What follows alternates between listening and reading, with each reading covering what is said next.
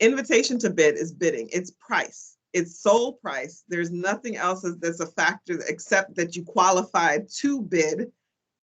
But all those that are qualified and provided the proper documents are eligible based on price. So whatever the lowest price is of an eligible person, an eligible firm, is the one that wins.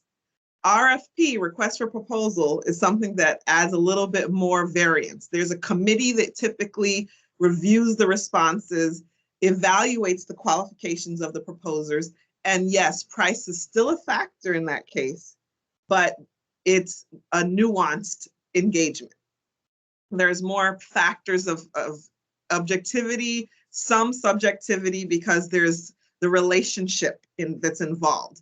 What's the knowledge of the committee members with some of the firms, and that factors in. What's the qualifications, what's the experience that firm may have with that particular entity.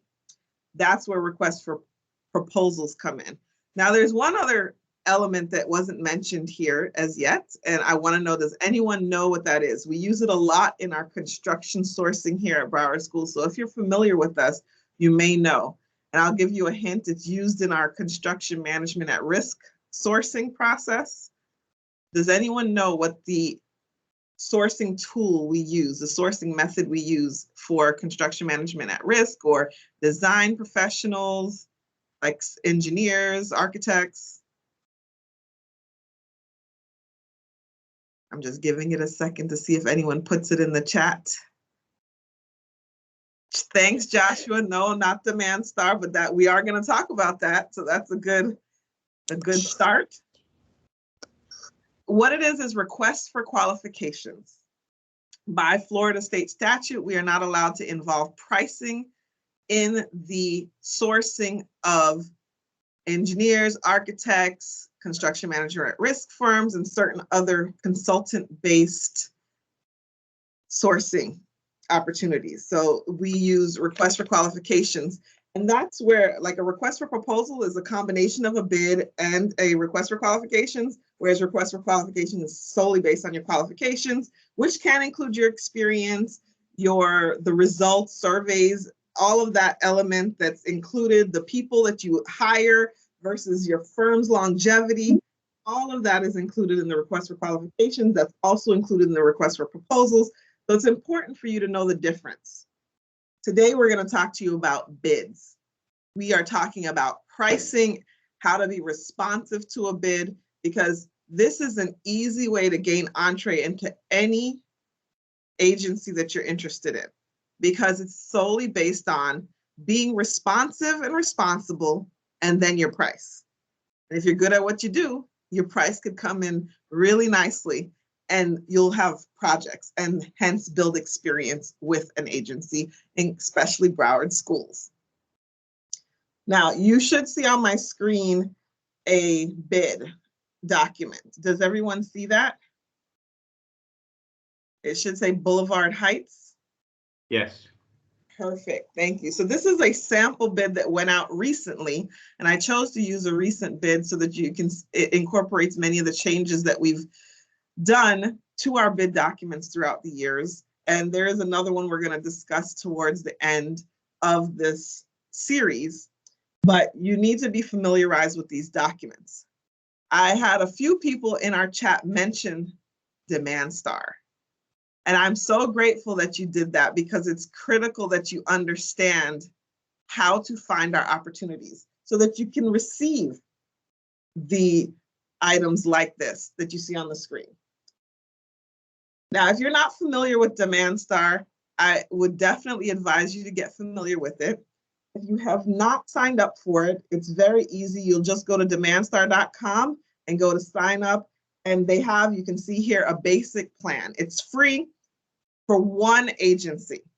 So if you don't have any other agencies that use Demand Star right now, you can sign up for one free agency, which would be Broward County Public Schools. And that's it. You can get access to the number of opportunities that we have. You'll get notified on it and be able to receive emails. Now, I will tell you this, make sure Demand Star, once you start receiving those emails, is registered in your system as a safe email so it doesn't go to your junk. You want to make sure you do that. Add it to your contacts, because what I find is a lot of firms come back and say, we didn't see that. And if they were to dig through their spam folders, it's because their notifications for Demand Star went to spam and they missed out on an opportunity that would have been perfect and right up their alley. The second thing I want to mention about Demand Star is when you do sign up, make sure you register for any code, NAICS code, that qualifies for your company.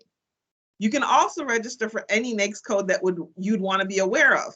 So if you're a trade company, you may want to be made aware of anything that a general contractor is being sought after, or a state building company is being sought after, because you might want to offer your services to firms that constantly seek out what Broward County Public Schools business. So what better way to know that than to be notified when the opportunities present itself?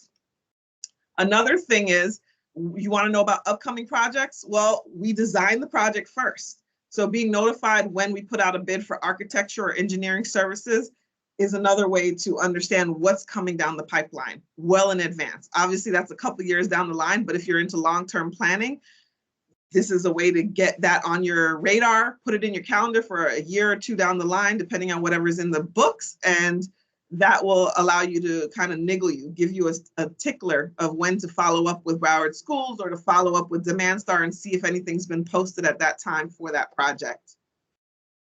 So Demand Star, I want to take a look at it and show you a little bit about how do I use it. Now the side you're going to see is my side, so I'm just going to show you a little bit about the search features that I have. I look at and how I use it, because I use this to search for our historic projects, which when you sign up, you'll be able to do as well. You can see what we've done. You can see who it was awarded to. You can see how much it was awarded for. And I think that that's critical for you to understand, so you can take a look at the scope of work that was involved in that project. What was the winning bid that came in, and kind of have an idea of where that pricing was. As many of you know that are in construction, however, pricing has been changing drastically because of materials. Due to COVID, there have been a lot of price hikes. So pricing is obviously a very versatile thing, but it still gives you an idea of a snapshot in time of what scope of work was and what were the winning bids for those particular projects. So you'll see here in the system, it's broken down by categories. You have active, upcoming, under evaluation, recommended for award, awarded, and canceled and completed. What I want to point out is, what are these categories? What do they mean? Active means it's under the cone of silence, number one. That means you can only talk to or address questions to the purchasing agent responsible for that. Number two, this is what you can bid on. This is where maybe in a question and answer period. This is where you want to focus your attentions if you're trying to respond to something right now. Now, mine shows 11, but that's not necessarily construction sourcing bids. That's all the bids in Broward County Public Schools. And we have 11 active bids right now, which means there are 11 bids that firms can respond to. Some of those are construction. I'm going to show you those when we go into that section. Upcoming. Construction sourcing doesn't use this that much because we typically put our bids in for the same day and maybe for the next day that it's going to be released. But there are times where we might be developing something long-term and put it in there, and so it'll show as upcoming because we have a longer lead time to issue it. But again, that's not something that we typically use, but it's something to be released. Under evaluation means we have opened the bids, but they have not yet received a recommendation to award. So this is the part of the story where we're evaluating the bids for responsiveness and responsibleness. What does that mean? Can anyone tell me what the difference is between a responsible bidder and a responsive bidder? I would love for someone to be able to unmute their mic and tell me this, as opposed to putting it in the chat.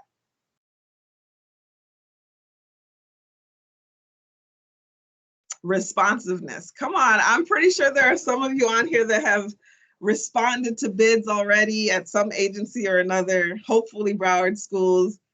But we want to hear from you. I want to know, what do you know about responsive and responsibleness? Everyone's mics are unmuted. Who's my mic? Everyone's mics are unmuted. Okay. So someone, if you can unmute your mic and give us an answer, responsive and responsibleness. Okay, I'm gonna call on someone. If you guys don't want to answer, hopefully you'll unmute at that point. Oh, I see someone raise their hand. Is it Eimer? Yes. Hi. Hi. Hi. Well, not that I'm Emer with Florida Palm. Know if the right definition is, but I believe is a person that responds within the time frame and has all the documentation. That's what I'm always guessing it was being responsive and responsible. Okay. Well, you've actually touched on a few things there in your answer. So thank you so much, Emer. No problem. Responsibleness means in construction and generally, you have the qualifications to respond. You are a pre-qualified contractor and you are pre-qualified within the limits of the bid. You meet the minimum qualifications for the bid. For example, if we happen to put this in there that you had to be in business for 2 years in order to respond, for example, that you meet those requirements.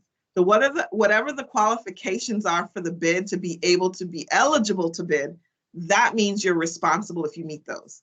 Now, responsiveness is specifically related to your paperwork. This means any mandatory paperwork that was required to be submitted with your bid has been submitted and has been submitted in full, fully executed, all the boxes checked that needed to be checked, all the T's crossed, all the I's dotted. In some cases, you wrote the words that needed to be written like a check, and you also wrote the numerical value of that bid, for example. All the elements are met in order to be responsive on those paperwork. So you follow the directions, basically, of the paperwork. And that's the difference between responsible qualifications and responsive paperwork.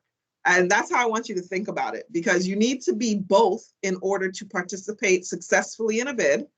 But I want to separate the two because they are two distinctive elements, but both need to be met.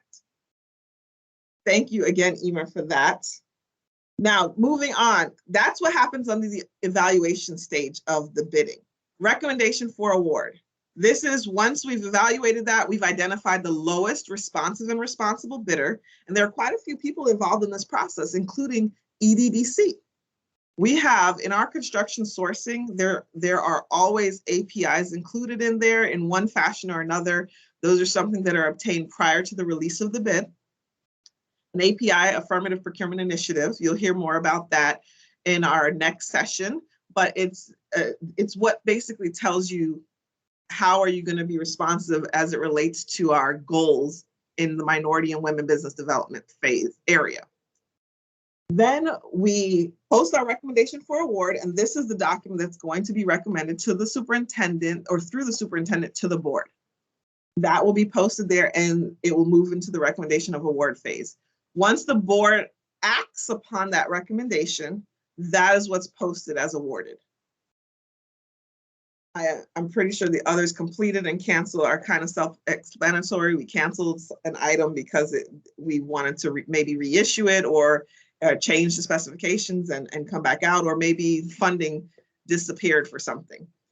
And so those are the different classifications under demand start. Are there any questions on that phase? I just want to make sure everyone understands. So when you're looking at opportunities, active is where you want to bid, awarded is where you want to research. And let's go in here because let's talk about opportunities today and see what they look like. So if there's something of interest to you, we welcome you to participate if you're pre-qualified. Right now, we have our building code supplemental services where we're looking for various inspectors to assist our building department in the services they offer to the school district.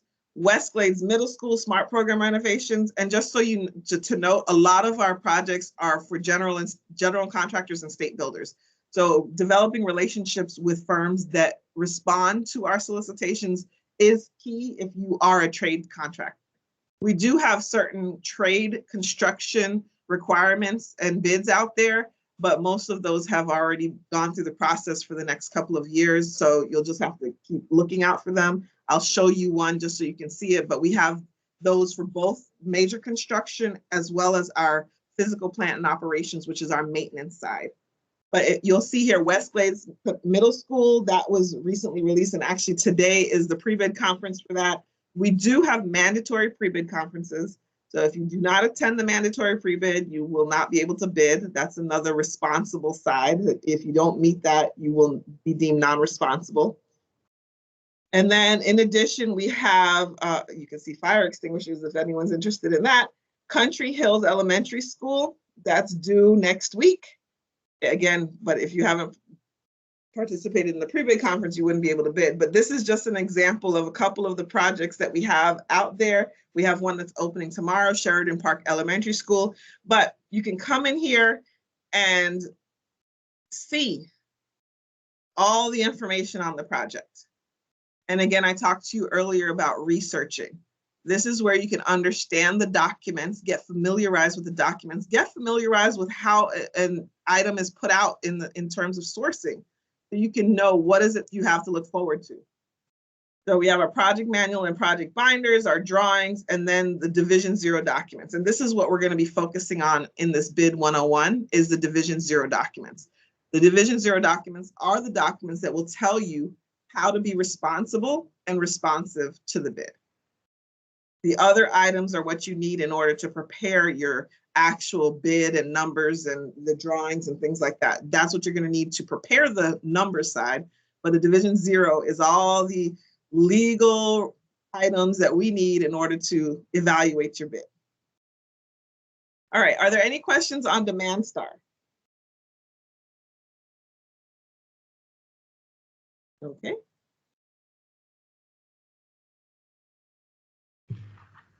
Tone of silence. I touched on it a little bit earlier. And again, any item, as soon as it is advertised, it is under the cone of silence until which time the board acts upon that item. This means that the board is either going to recommend award to someone or they're going to reject all bids. An example of where something, you may think something is not under the cone of silence, and it still is an item that might be canceled. If a bid was released and it was solely canceled, that does not necessarily mean the cone of silence has been lifted. And the reason for that is because it's canceled for a reason. It might, again, it's to work on specifications or something like that, but it will be re-released and re-advertised. It usually states that in the cancellation. And so if it says something to the effect of this bid is being canceled and will be re-advertised in the future, it is still protected by the cone of silence and cannot be discussed with anyone outside of the purchasing agent. So questions about when is this bid coming back out? When are we going to see this would need to be directed to that purchasing agent or the assigned person to that. The purchasing agent may direct you to someone else. And at that time, if they do, you are able to ask that question to that person. It's not to go into details about anything else, just to get the answer to whatever question you may have posed. We talked about finding current and upcoming bids. And I do want to touch on another area that will be important for you to look at historical information as well as upcoming opportunities. So say you're not used to Demand Star. You forgot about it. You don't know how to search it. Well, there is a slightly easier way to just touch on and see an overview of what's being offered right now. It's a snapshot in time, and that would be our procurement website. If you're going to visit browardschools.com, make that a familiar name. If you were just to put /PWS, you will reach our procurement and warehousing services site. Mary Coker is our director of procurement and warehousing services. She is my boss. So if you have all great things to say, feel free to direct it to her. If you don't have anything good to say, forget that I ever mentioned her name. But Mary Coker has been a part of this running procurement and warehousing services for over 5 years now. And she has revamped quite a bit of what we do here, including what you see here on this homepage is eProcure. This is our system, which we'll touch on a little bit later, of registration. And it's front and center here because of how critical it is. But what I want to show you is right here to the left. This is our menu, and it's something you want to become familiarized with, because you'll see here district contracts and bids and district construction. Both of these give you information on bids. District contracts is anything that is not major construction, which includes our maintenance division, physical plant and operations. So it's critical that you know the difference between the two, because there are opportunities in the construction area for our maintenance side. And I want you to be very well aware of those. And I'm going to show you some of them now and how to search historical information there. District contracts. If you were to click on this little arrow, well, it's the plus sign, and it will show you district contracts as well as district bid opportunities, Demand Star. First, I'll show you this, because this is where you can go if you forgot about Demand Star, you didn't log in, you didn't create the login, you want to know if you do want to create a login. You can come here always and see what are the active bids for Broward County Public Schools. And this is what it will look like. And so it shows you here, you can see the broadcast date, here is the due date, and you can just take a look at what's going on with these. However, if you now click on this, it will take you to Demand Star, and that's where you'll need to have the login for yourself. But this is a quick way to see it without logging into Demand Star if that's what you're interested in. And it does have more than active. You can see here it has the under evaluation item. So you can actually take a look at any of this and see the status of a project if you were watching it. So a good question came in, and I know I'm taking the question since we haven't had that many questions. Is the mandatory pre-bid conference for the GC only, or is it also mandatory for trades? It all depends. I can't really answer that question because it depends on the bid, but for a bid that's required for the GC to respond, the trades don't have to attend that. Only the person responding to the bid is required to attend the pre-bid conference. I hope that's what you're really looking for. So if you're an electrical company and you're going to respond with a GC, under a GC, then you are not required to attend the mandatory pre-bid conference. Only the GC is. A lot of times, however, our GCs will ask the vendor to attend, the subcontractors to attend, because they want them to see the physical state of the project, but it's not a requirement to be responsive to our bids. Moving on, we're going to go back to our procurement website here. And again, we're looking at contracts. So for construction, you can see here construction contract listings. And when we click on that, it takes us to a search area. And in this search area, if you scroll down, you'll see it has name, bid ID, type, category. One of my recommendations, if you don't really know what you're looking for, you don't know what school you're looking for, you don't know what item you're looking for, you can just hit submit and it'll take you to everything that's under this. And this is true for both searches, major construction and all the others. When you look at this, this is a contract award summary. This will tell you information about, let's open up this one right here. This is construction services minor projects. And this gives you an overview of this contract. This is one of the contracts I was mentioning earlier that we seek out different trade contractors to do major construction work with the district. We might have some roofing needs, electrical needs, mechanical needs. That's what we seek out. So here you can see we have various categories depending on the value of the construction project and what we were looking for in each of those: general contractor, mechanical, electrical, and roofing. And then at the bottom here, we had a category for fire sprinklers and site utilities. These are generally the categories that major construction seeks out. But again, on the maintenance side, there are some other ones, including elevators, and they also have a roofing contract and some other things that we don't necessarily look for in major construction. But this contract summary gives you quite a bit of information, because you can see here, who is the contact in the department? That's where we get our projects from. We at procurement, we're not the ones driving the need. The need comes from the department, the user department, In our case, it's Office of Facilities. Well, they've changed their name, by the way. It's Office of Capital Programs now, but they used to be called Office of Facilities and Construction. Do not be surprised if it goes back to Office of Facilities and Construction.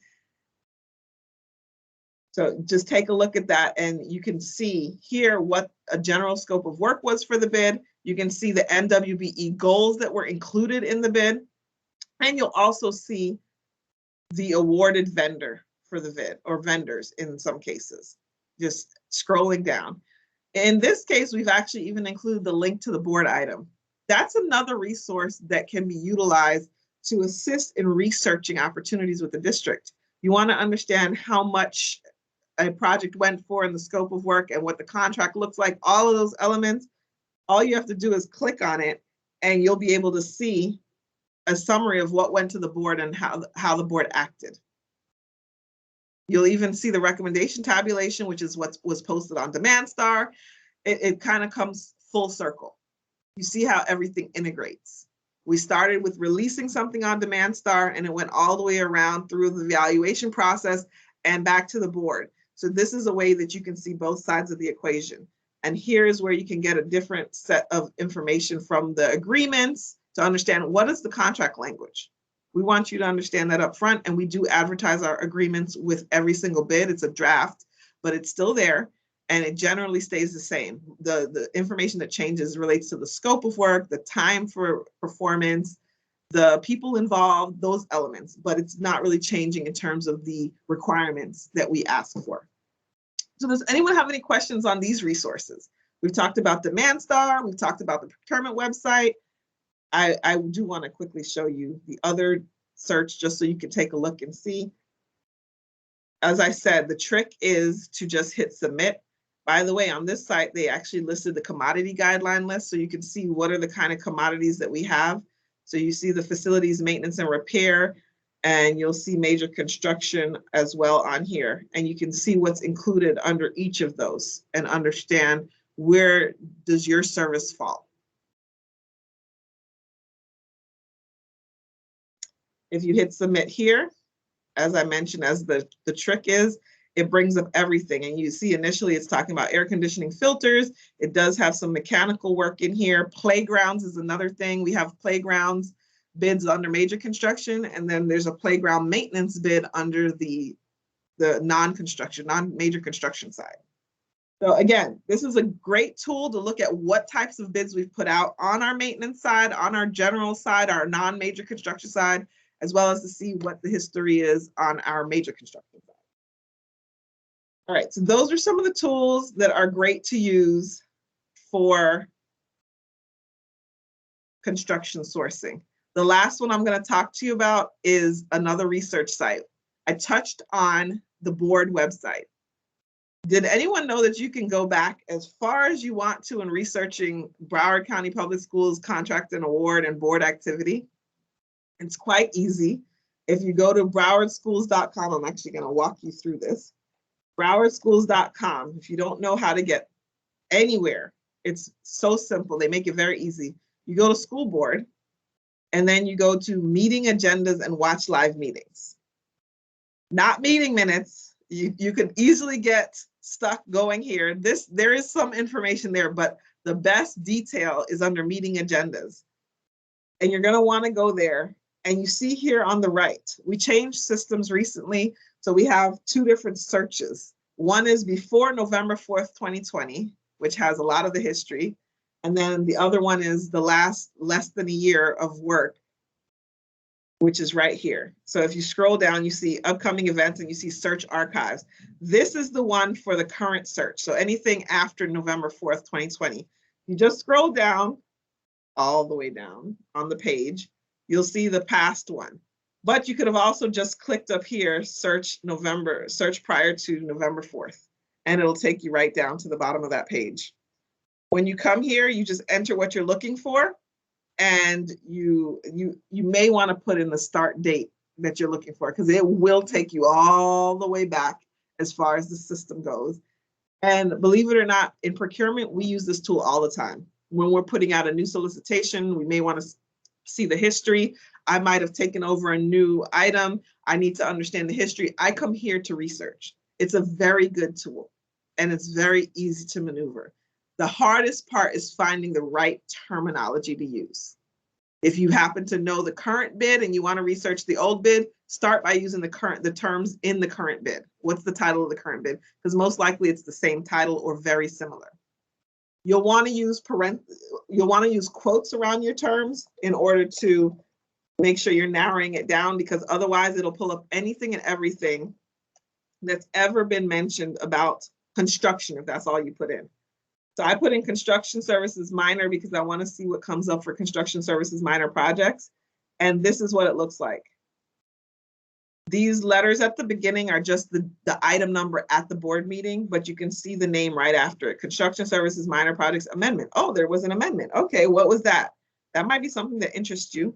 This is approving a contract extension. This is an old bid. So this is how you can understand what the history is, what are the responses to the history. I'm sure if you look in here, you'll see awards to firms, and you can understand what were the pricing, what were in the case of construction services minor projects, it's awarded based on a multiplier. So what were the previous multipliers? What won?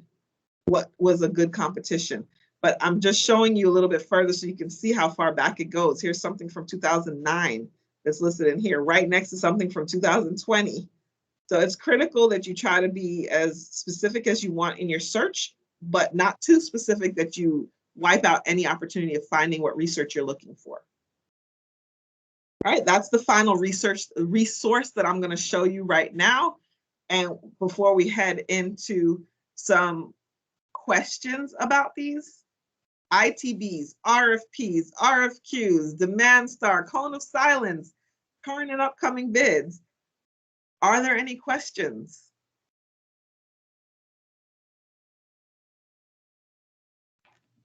I see that there was a question in the chat. Question, yes, from chat. Are all your contracts and projects mandatory SPE? Oh, Robert just responded to it. Well, let's read that into the record. Let's see. SMWV participation is required for most projects as long as there are available SMWVE subs for the project. With that said, most construction ITBs have greater than 12%, many at 29%. And you didn't get the RFQ definition. So RFQ stands for Request for Qualifications, and it's non-price-based sourcing. Initially, once the selection is made for the firms under the RFQ evaluation tool, a negotiation goes under soothes, or whatever the word is, it goes underway, and that's how we come to terms. Okay, well, with that, I'm going to move into a beginning discussion about what you will find in our invitations to bid for construction.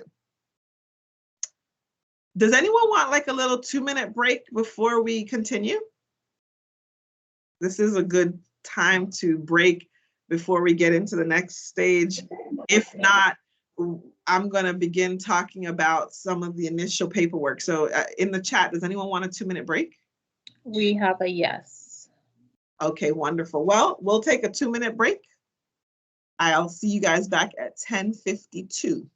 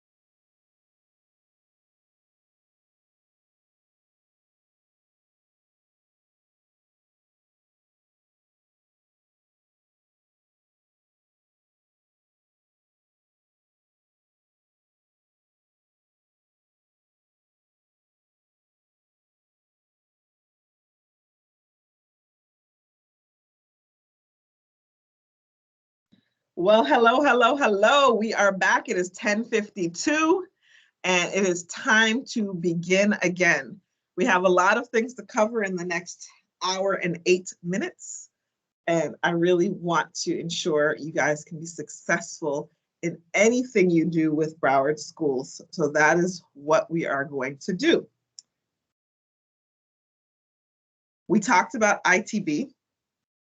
We talked about how to access the ITBs. We talked about how to research for the ITBs and to be responsible, well, for any sourcing opportunity, but this is focused on an ITB, which is the majority of our SMART program. Now, does anyone know what SMART stands for? If someone could put that in the chat and be successful at stating what that is, I will be super excited.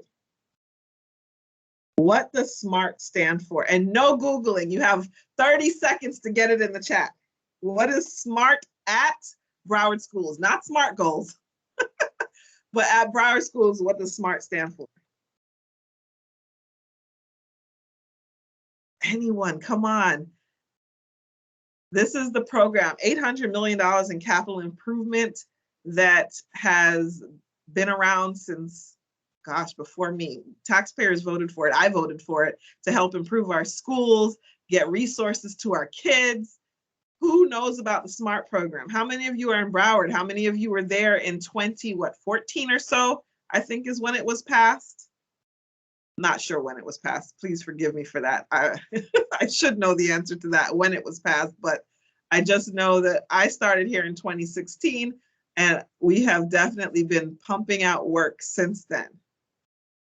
But since I see no takers on my SMART, listen, you guys don't know if there are prizes for this or not. Come on, you never know. There might be something in it for you by participating. I want you to participate. And by the way, if you remember from being in school, the more you participate is the more you remember. You just sit here and listen, and we're all doing this virtually. So I know for a fact you are all multitasking right now.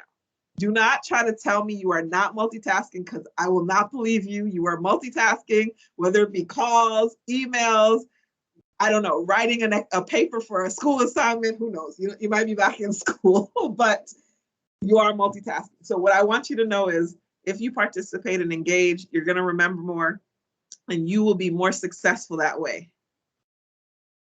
All right, Robert, special money, all Robert. Nice try. Not so much correct as it relates to the SMART program at Broward Schools, but I do appreciate the participation. You do not get a prize, however, for being incorrect. I know that's what he was doing that for. He just wanted the prize. What is it? All right, well, the SMART program is specifically around the construction initiatives. It's a music and art related program, renovations, and technology. So that is what it's related to. School choice, maintenance, art, which is, school, see, now I got to remember what it is. I don't have it in front of me either, guys. This is off the top of my head, trying to remember what it is. So there's school choice, music, art, renovations, and technology. Thank you. Athletic. Oh, see, my bad. See, I got it wrong. So, all right. See, Chelsea, you can put it in the chat for us, please. Yeah, will do. All right. So that's what it's about. It covers a ton of renovations. We've already pretty much handled the technology side of things, except where it relates to the renovations. So we're working on all of these things. Tons of opportunities, guys. I can't tell you how many times I've been in meetings and we're talking about what we need to do and around technology. And technology in this case is like wiring schools and things like that. But we have bids in place that are handling that part of things. So what is still left? It's related to the roofing, the HVAC, some of the media centers that need to be done in these schools. There are quite a few art rooms. There are computer rooms, science labs. There are a lot of things that are going to be put into these new schools not new schools, but renovated schools that we have coming still. And we need good contractors to participate. Contractors, subcontractors, we need you involved in these projects. People who are passionate. At the end of the day, everything we do is for our kids. Think about crime that's there in the world. If we can put our kids in a great environment where they feel good, they're going to want to focus on their school and not other things. They're going to want to be in school and not anywhere else. So this is an opportunity to affect their mindset. So how do we do that? How can you help do that? Please consider working with Broward schools and helping to change and reframe these kids. We have a lot of older schools. Did you know that Broward Schools is actually the oldest school district in the state? I don't know if you knew that. We're the 6th largest in the nation, but we are the oldest school district in the state. Fort Lauderdale High School is our oldest school. It's over 100 years old. And of course, as if you've been around in South Florida for a long time, we've grown from east to west. So our schools in the east are a lot older than the schools in the west. The schools in the east need a lot of love and care and renovations. And we need good contractors that care about the students and the teachers who are teaching those students, the administrators who are managing everything they need to manage to ensure these students get a great education. So I didn't mean to digress, but I am extremely passionate about helping the students in Broward County make sure that we have an impact, and this is a way that I have an impact on their lives, and I am passionate about that.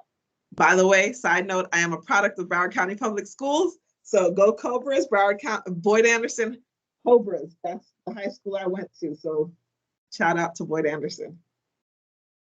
All right, so what is in a bid? A lot of people will gloss over and not pay any attention. You see, this is funny. I'm sorry, I'm watching the chat as I'm talking, and there's a lot of stuff going on in this chat with what is SMART. Who knew that this was going to open up such a can of worms? SMART. I think Robert finally got the point of clarification right. Safety, music and art, athletics, renovation, and technology. That is what SMART stands for. Oh, go ahead, Boyd Anderson. I got another fellow Cobra. Thank you for that. No brownie points there, though. I promise, guys. I can be objective.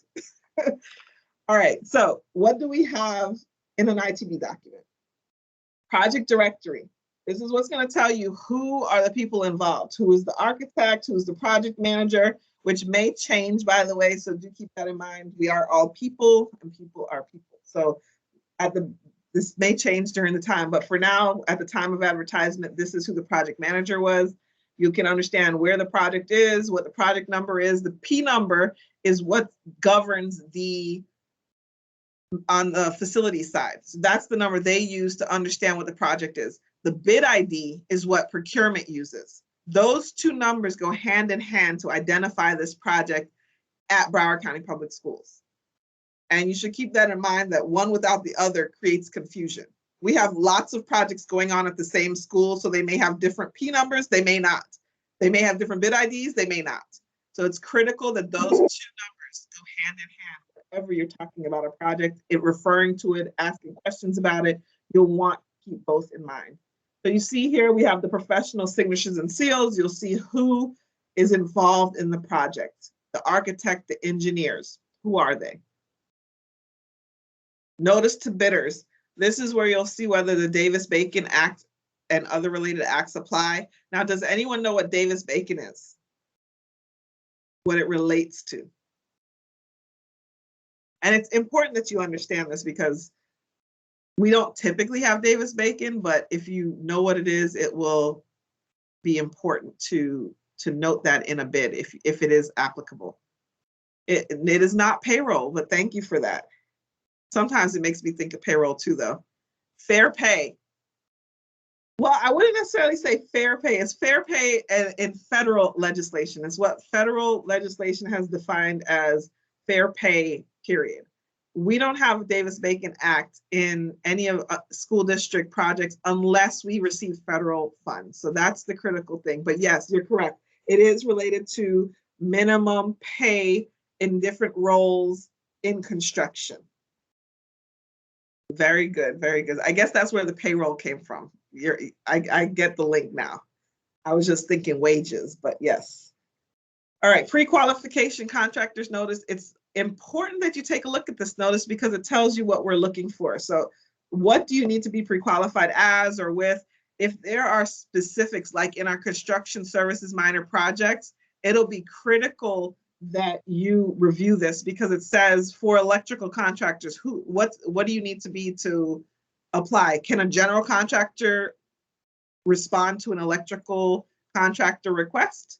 Sometimes yes, sometimes no. It just depends on how many pre-qualified contractors we have and who we're expecting to respond to a particular solicitation. Depends on the size that we're looking for. For example, if we're looking for like $4 million in electrical work, and we only have electrical contractors that are certified up to $2 million or $1 million, and we need up to $4 million, we might allow general contractors to respond in that case.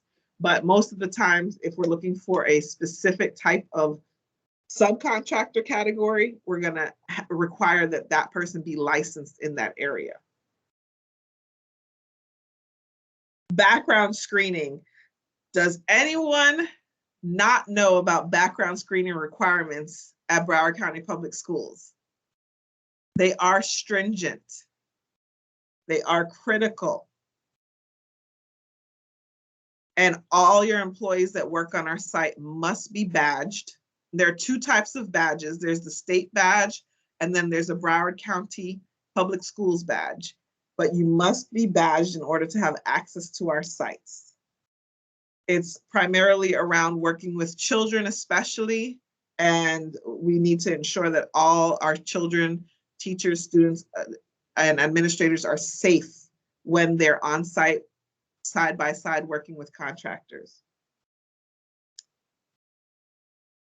Project manual, table of contents. Again, I'm going through these because a lot of times people totally skip over all of this information, and you don't realize how important it is to pay attention to the project manual and table of contents. This will tell you what's in the bid. You need to understand what you're looking for. What are the forms? Where do you go to find them? What are the numbers of the forms? Sometimes a form will be referenced and you're like, what was that number again? Table of contents is a great place to go to understand what that document number was and what is it specifically looking for, so that you can be responsive to the bid. Again, remember that responsiveness relates to the documents. It also goes through, so here we talked about Division 0 documents. This first set of documents all the way through, so it's document 00001 through document 00910 are your Division 0 documents.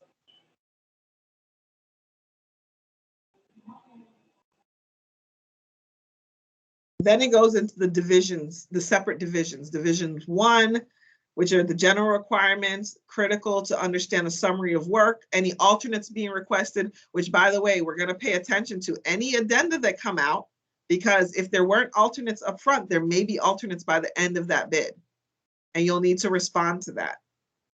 But pay attention to what we have included in Division 1 through 16.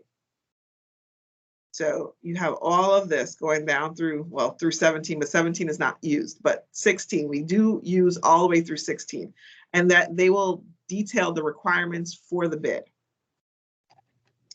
List of drawings, another critical component for anyone who's responding to a bid. You're going to want to pay attention to the drawings. You're going to want to ask questions. You may want to get a set of drawings and bring it to the site, so that when you're doing the walkthrough of the site, which happens with the mandatory pre-bid conference, this is the time that you can ask questions about what you saw in those drawings, so that you can prepare a stronger number when you present.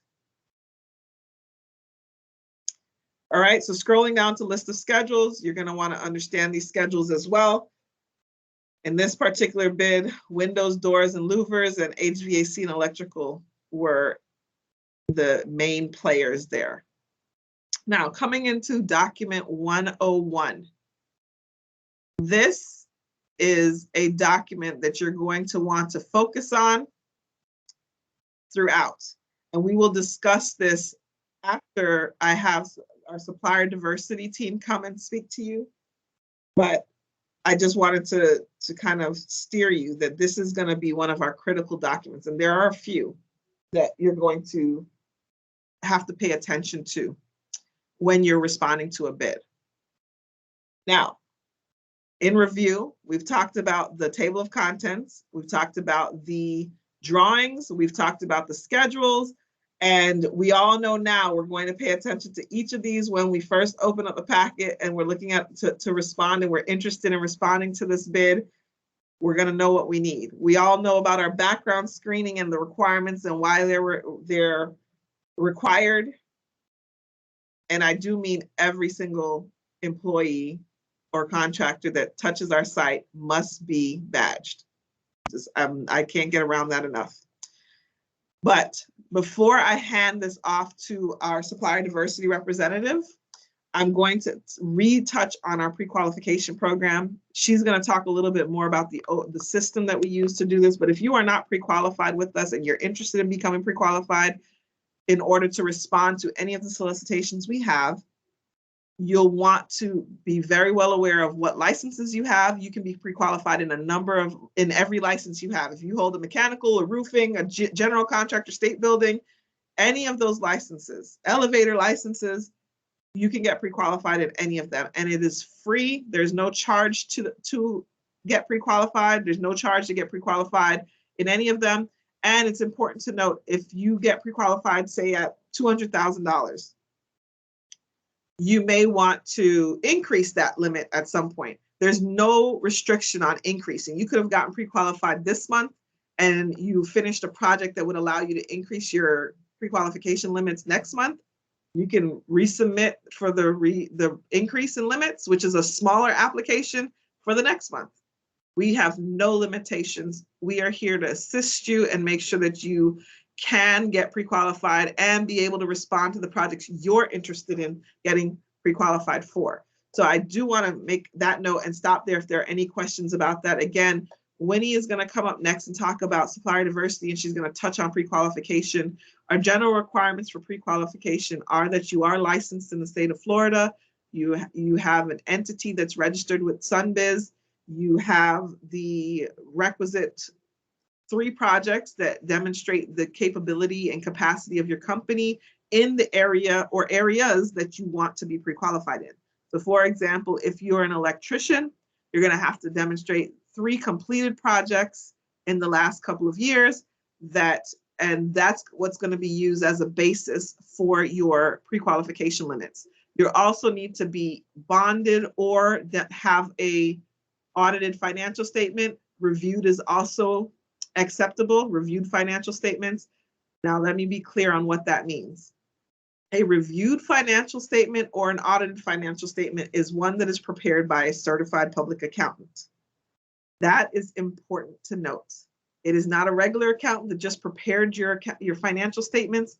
It is actually a thing that you hired a certified public accountant to perform. They will prepare a reviewed financial statement or an audited financial statement. Those are specific services that you hired them for. If you need assistance in getting any of that done, we do have a relationship through EDDC with many minority CPAs that are interested in assisting in that vein. So please definitely reach out to your team to get help with that if you're interested. But again, for the financial side, which is required by SREF, does anyone know what SREF is? It's another acronym in our acronym soup.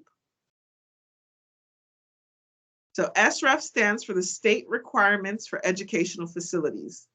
It is published by the state of Florida, and it is part of the building code requirements for the state of Florida as it relates to schools, public schools in the state of Florida.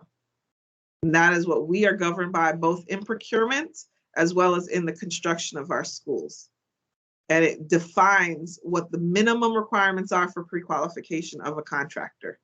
So on the financial side, you can have a surety letter, or you can have the reviewed or audited financial statements.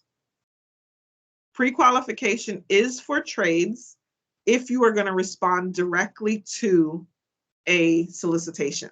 As I mentioned earlier, we have elevators, we have electrical trades, we have mechanical and roofing bids that are just for those trades. You must be pre-qualified in order to respond to those. I will make a note here. A little caveat on that is that for roofing, There will be a requirement that you be pre-qualified in the future, even as a subcontractor working under a GC. However, that requirement has not come out yet. All right, so with SREF, it does define the minimum requirements.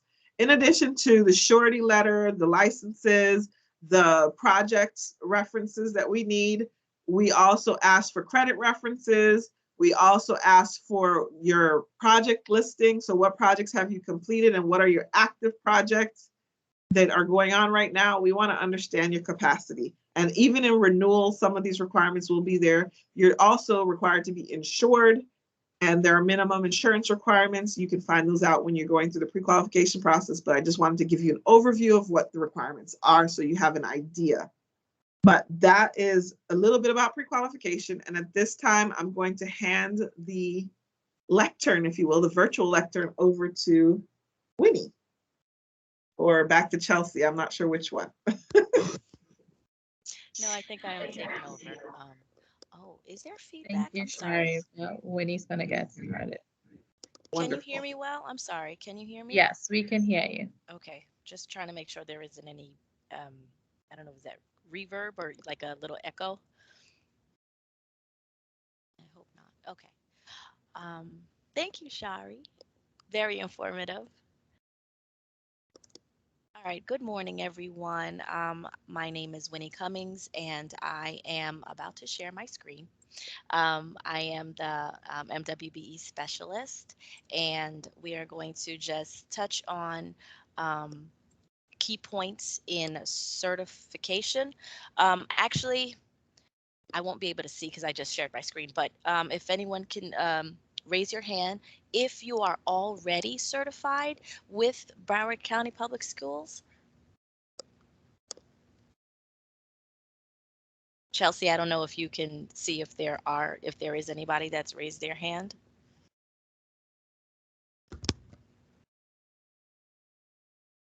And I don't hear anything at all.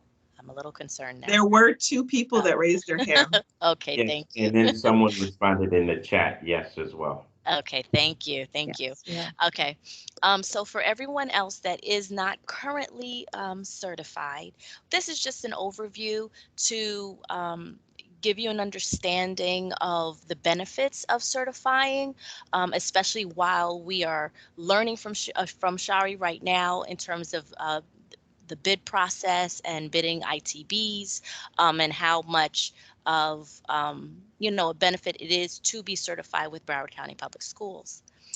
Okay, so there are, we're just going to kind of cover, like I said, an overview, and if you have any questions, please stop me and let me know, because again, can't really see. I'm kind of sort of flying blind a little bit. There are 3 types of certification. The first one is basically the small business enterprise, which encompasses all of our certified vendors.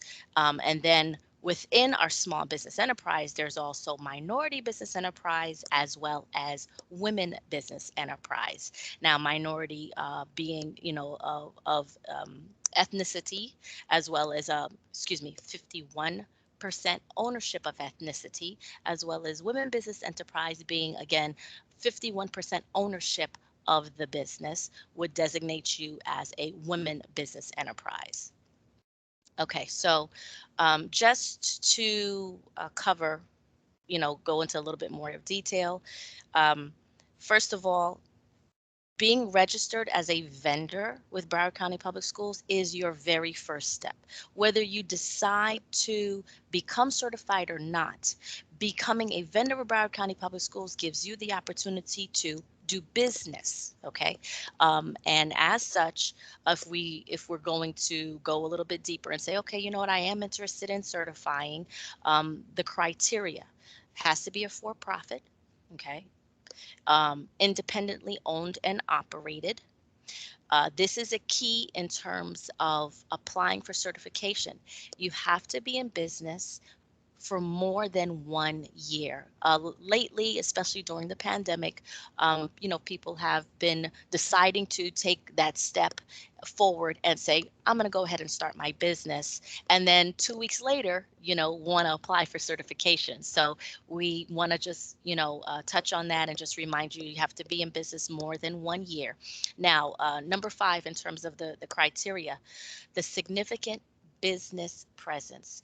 You have to meet all 3 of the I guess subgroups in order to meet significant business presence. One being in business for more than 1 year. Okay. Also, the number your gross sales receipt or the number of employees must not exceed 50% of the U.S.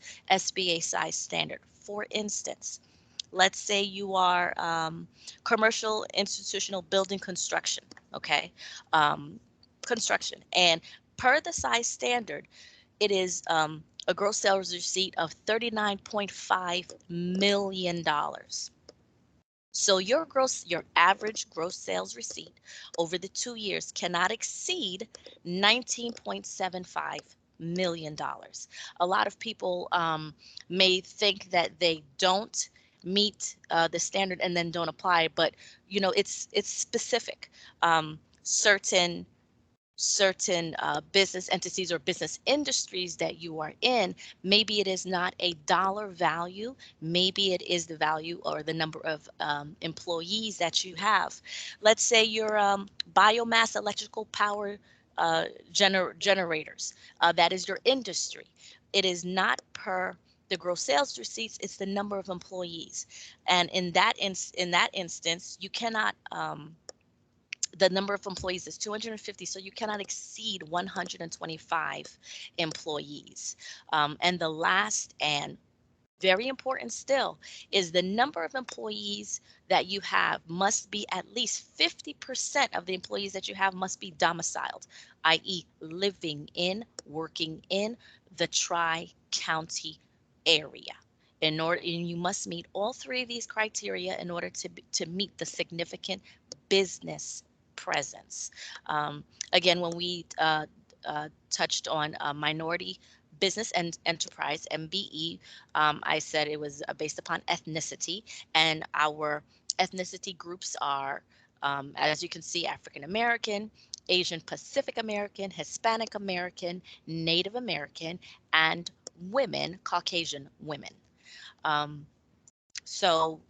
And again, with our certification types, one thing that wasn't listed within the small business enterprise is you can have a business that is considered emerging / small business, meaning your annual gross sales is less than the 50% or it is less than 25% of the U.S. SBA small business size standard. So you may receive certification and you'll get your certificate, again, once you apply and go through the process, and you'll see an ESBE or an ESMBE. That is the reason why. It is because your annual revenue, the average of over the 2 years, is less than the 25% of the U.S. size, small business size standard. Now, again, all 3 of the certification types really do have, basically are identical except for these highlighted areas. So again, emerging is less than 25%. Small business is less than 50%, which all of our certified vendors are and have, and our minority and or women business enterprises must be 51% minority or 51% woman-owned, operated, controlled. So it is very clearly stated, and it is something that we in the review process focus on to verify that indeed you meet the criteria of what you see within our certification types. Okay, so you have the option of when certifying or when going through the process to become a certified vendor as a new new certification or a Tri-County Reciprocal or Reciprocal Certification, which means if you are currently certified with one of our Tri-County partners, i.e.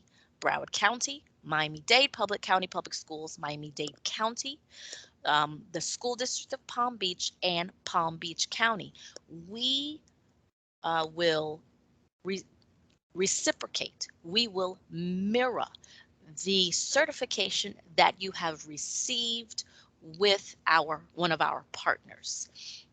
So therefore, if you are designated as a minority business enterprise or a woman business enterprise or a small business enterprise with one of our partners, and you apply to also be certified with Broward County Schools, in the certification process, you would submit documentation of proof, and it does make the process a little bit shorter, in terms of applying through our system. And therefore we see that and we say, okay, you have basically been vetted thoroughly with one of our partners. Then we just ask for a few number of documents to meet our criteria, and then we're also able to then certify you as a vendor for Broward County Public Schools. It is a benefit, definitely, if you are already certified with one of our partners in order to complete the process. Okay, so our certification process is, Shari touched on it a little bit in terms of going to our eProcure, the supplier portal, because that is the entity that you're using when you go, when you submit documentation to be just a vendor. So all three parts of the process do occur within the eProcure portal, which is an SAP Ariba system, to become a vendor, to become or to go through the pre-qualification process, as well as our diversity certification process. And yes, the process does take about, between 15 to 25 days, depending on, our review, the criteria, the amount of documents submitted, whether it is a reciprocal certification or a new certification or a renewal. So for our two participants today that are already certified, you are still using this portal to renew your certificate every 2 years. Okay, so within the process, we are 95% paperless, in that the only documentation we ask you to mail in at the very end is the affidavit, because we are asking for it to be signed and notarized. So that document is also uploaded into the system, but we ask for that document to be mailed into our offices as well. Okay, so within the certification process, once it's submitted to us, we do, in collaboration with Procurement and Warehousing Services, they do a compliance check. Again, that is the first part of you becoming a vendor with Broward County Public Schools. And then it gets moved over to our section if you indeed are requesting to be certified with Broward County Public Schools. And again, once we receive it, we review, we will reach out to you if we have any questions. And then from that point on, you are approved, or we'll communicate with you if there are any documents that we are needing. Okay, so why is certification important? So, with certification, what you're accessing, what you are open to is the prime vendors that we seek to do business with. You are allowing yourself to be seen. You're allowing yourself to receive not necessarily special treatment per se. However, you are on our list of receiving bid notifications from Demand Star, because when we know projects are coming down the line, we broadcast to our certified vendors. You have access to programs and services that we offer, such as our summer series, that we're implementing now.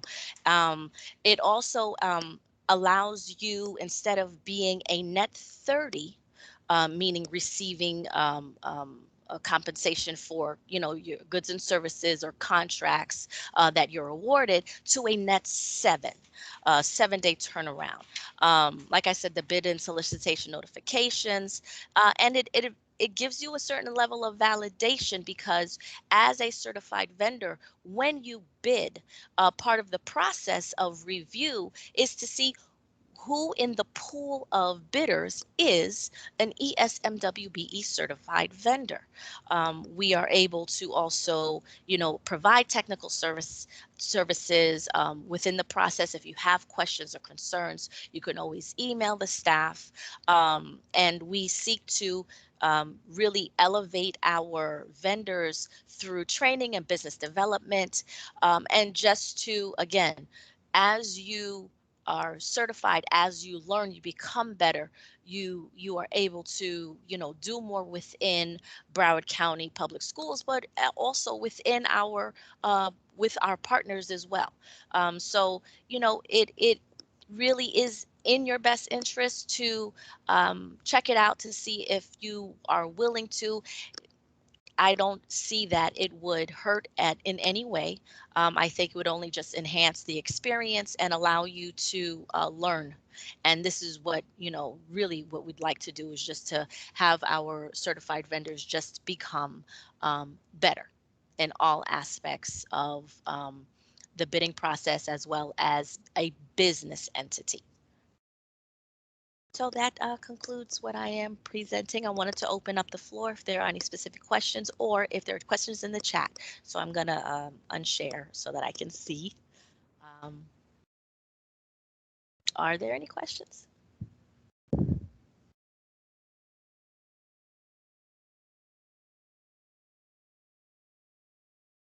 Okay.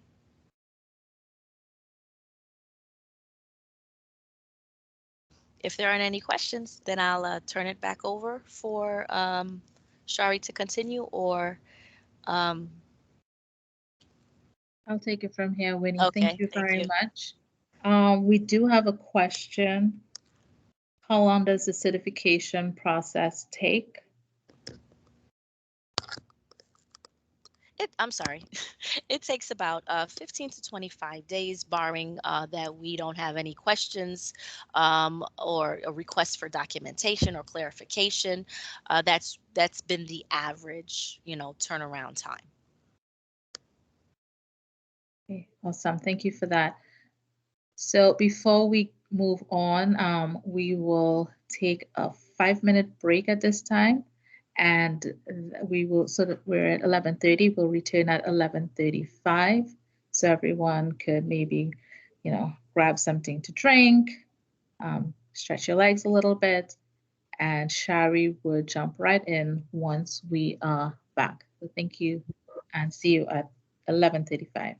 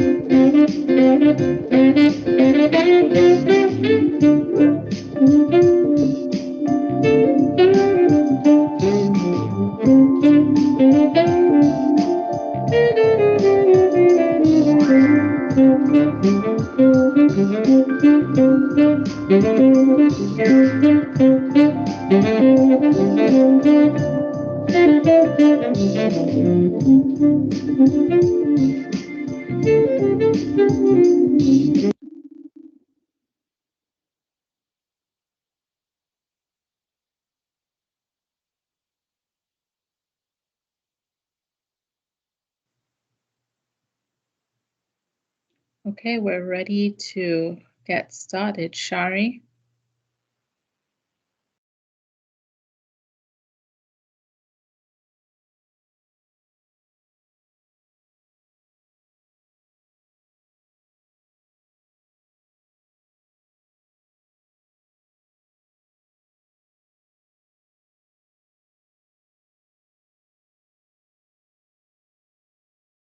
Chelsea, are you there?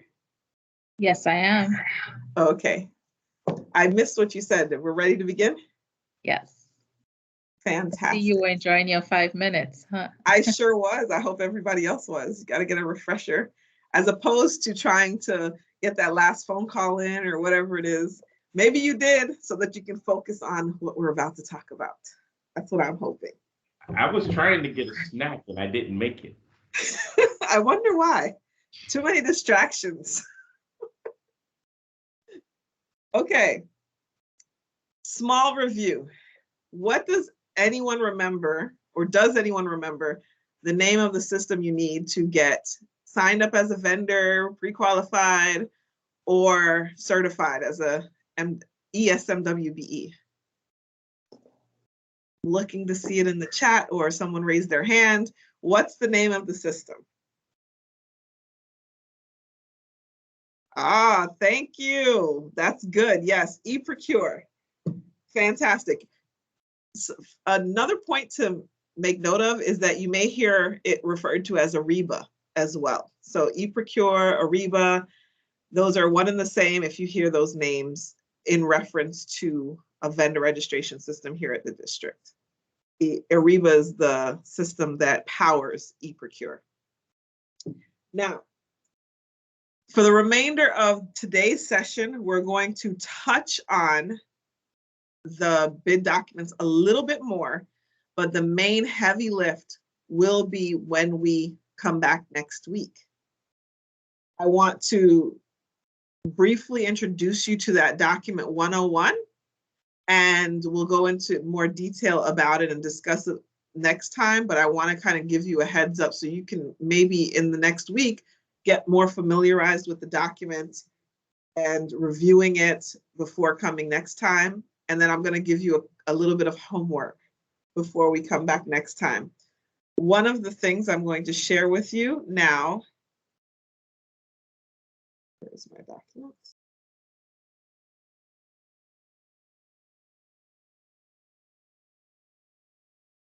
Do you see the PDF? Yes. Thank you. Document 200 will be your homework. I'm giving you a heads up on the homework. But document 101, what is it and why should you care about it? Advertisement for bids. This is the announcement of what you will be responding to. It discusses key dates, key information, and critically, one of the things we just talked about was related to EDDC. It has your affirmative procurement initiative included in here. And that it begins right here, Economic Development and Diversity Compliance Department. This document is one of the most changed documents in Division 0. It is the one document that you really need to digest as it relates to understanding how you don't miss out on the opportunity. It gives you an overview of the scope, and you may have questions when you read this document. So I recommend when you open up your bid, after reviewing your table of contents and list of drawings and schedules, that you go down here and read this document. I am guilty of this as well. When I get something that I'm familiar with seeing, I try to go to the areas that are most pertinent to me. But I can't tell you how many times I've taken a moment to just read the entirety of a document, and it helps me to understand where I might have some additional questions.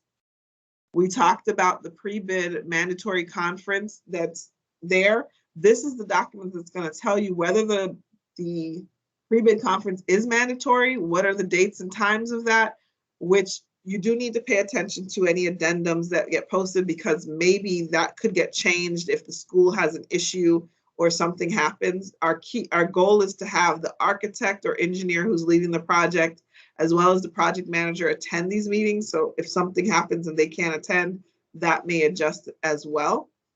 EDDC, a representative from EDDC also attends that meeting to discuss the APIs and answer questions. But that's the reason it's mandatory now. We're going to review all of this scope. We're going to talk about and show you the scope on a high level. But again, the PM is there, the architect is there, so that they can go through this information and answer the questions.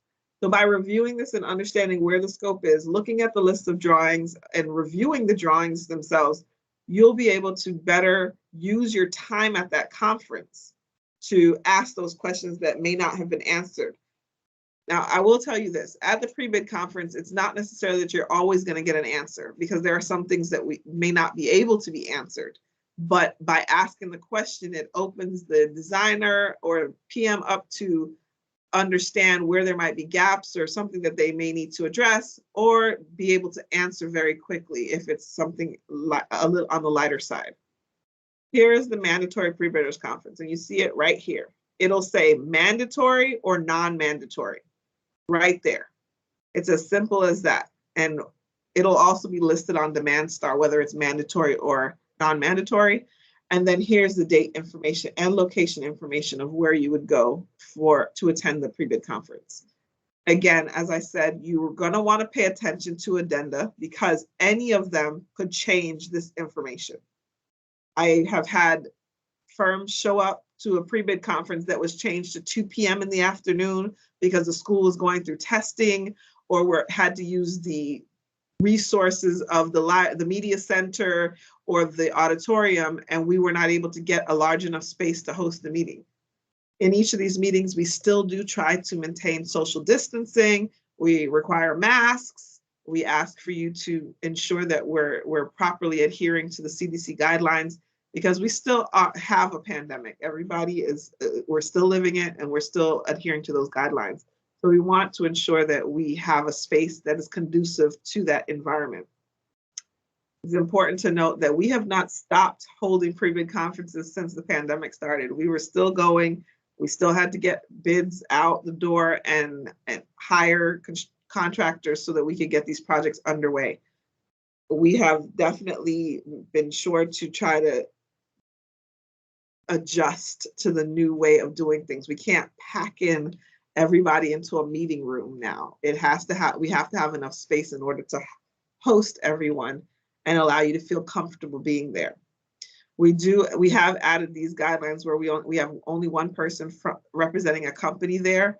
This obviously should be the key person, usually an estimator. The person who's preparing the estimates is critical, or the person who's responding to the bid documents. It's important that those types of individuals attend a pre-bid conference.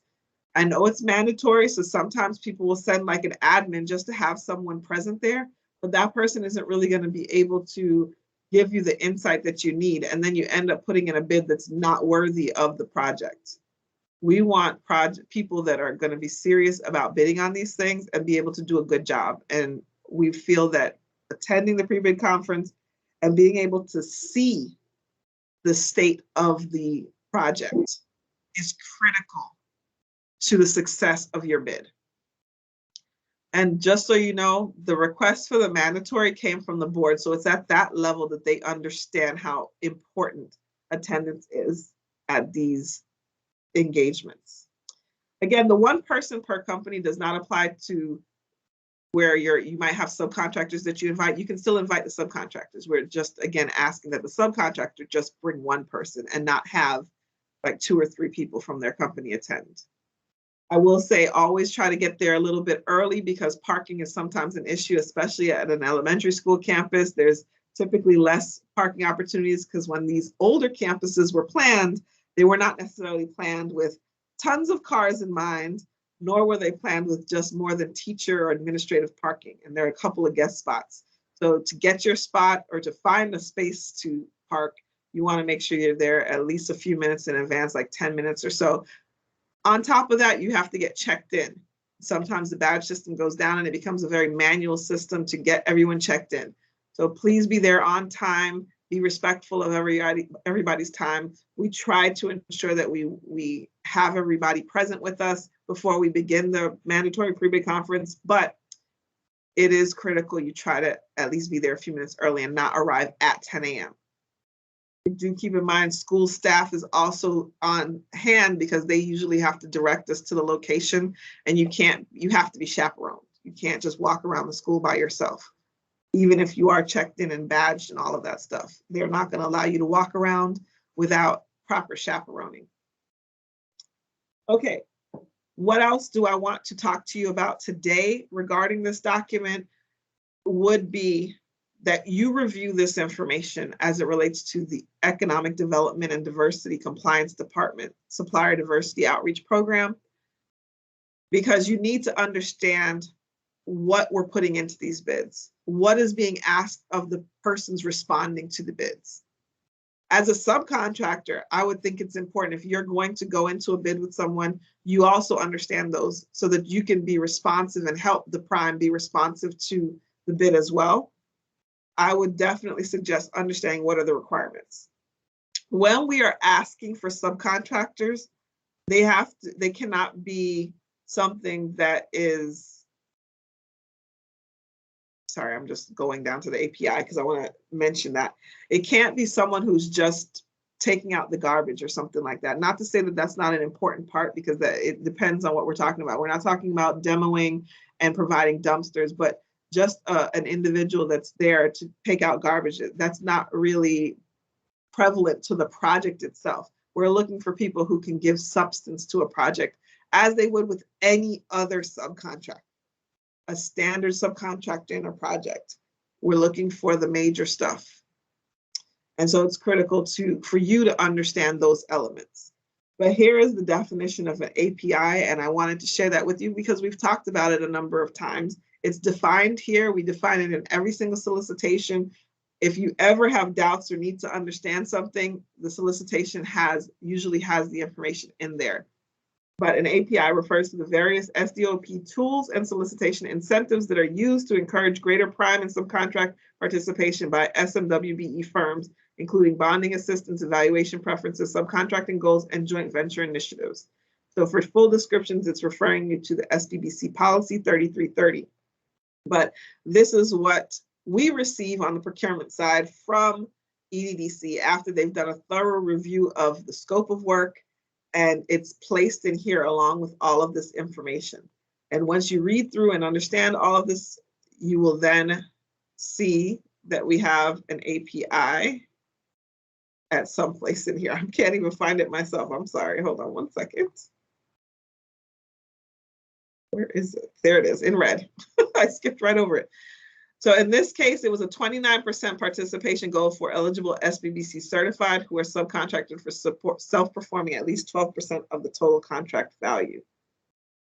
So it was a 29% goal for this solicitation.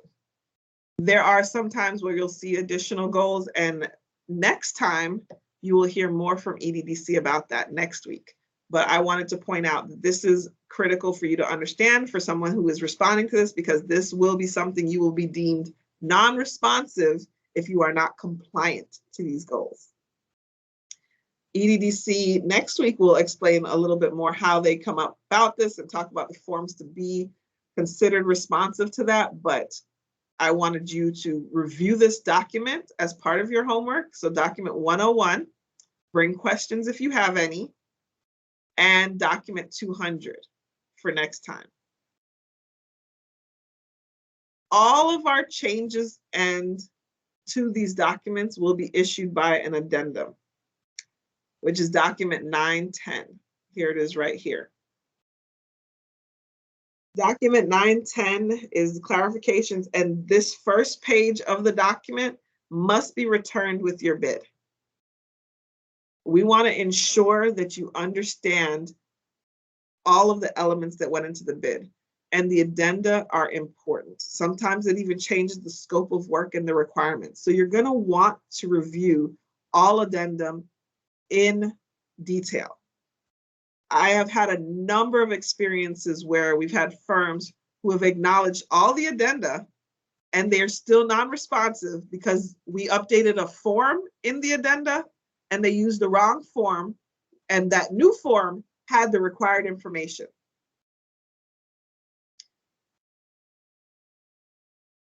I really don't understand why take the time to submit a bid and you don't want to do it and win.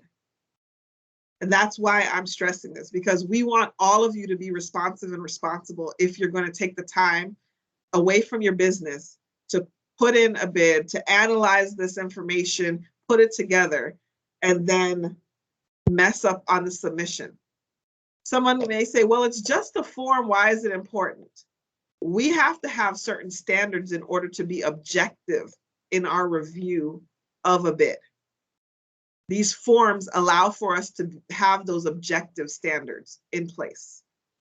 By putting the information in and filling it out, it ensures that you understand the requirements of doing business with the school district, as well as that you've provided all the necessary information. You understand the scope. Your numbers include everything that's required to perform the scope of work, and we can move forward knowing that you are fully aware of the requirements of doing business with the school district. In lack of that, in lack of providing that information, how do we know that? How do we compare that? What helps us understand that? We can't accept information post-bid to define that. It's at the time of bid. Again, at the beginning, we talked about what is the definition of a bid versus an RFP versus an RFQ. The elements that happen when we open the sealed bid, all the things that you included there are what are to be considered.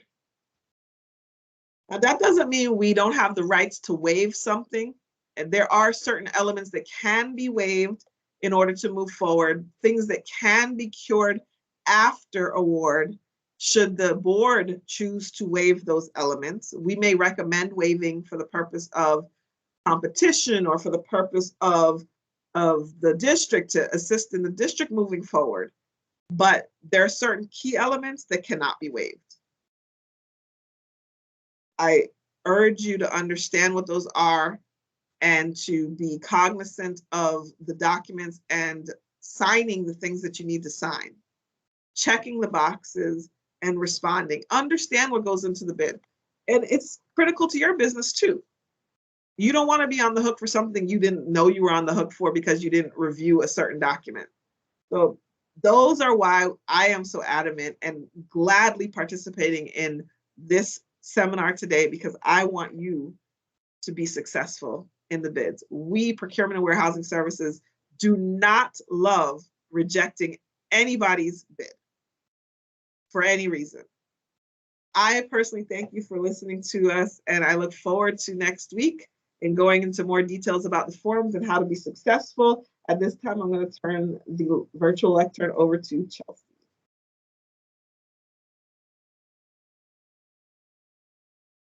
Thank you, Shari. Thank you very much. Folks, we made it through our first session. I want to congratulate those of you who have stayed on and will be granted access to our second.